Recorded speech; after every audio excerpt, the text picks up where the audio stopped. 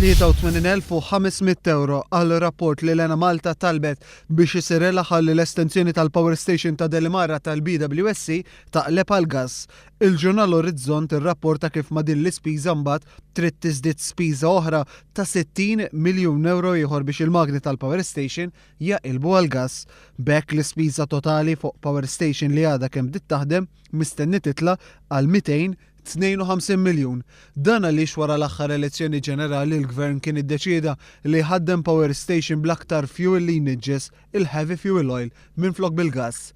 Biex għamel hekk il-Ministru ostingat li dak iż-żmien kien responsabbli mill-Lena Malta biddel il-liġi ħalli jkun possibbli għalih li l-Power Station tal-BWSC taħdem biż-żejt flok bil-gass. Apparti minn hekk fl-aħħar snin il-Gvern warrab żewġ offerti illi kellu fejn kumpanija Alġerina u oħra Taljana rridu jagħmlu pipeline tal-gas biex naqsu d-dipendenza ta' pajjiżna minn fuq iż-żejt. L-Orizzont irrapporta li biex issir l-analiżi teknika sabiex tagħmel analiżi ħalli l-Power Station tal-BWSC taqleb għal gas tqabdet il-kumpanija Tractable Engineering SA. Din il-kumpanija ntażlet minn fost 3 kumpaniji li xeħtu 4 proposti. F'dan il-każ il-Kumitat tal-Aġġudikazzjoni mar kontra l-prassi u għażel offerta li ma kinitx l-irħas waħda.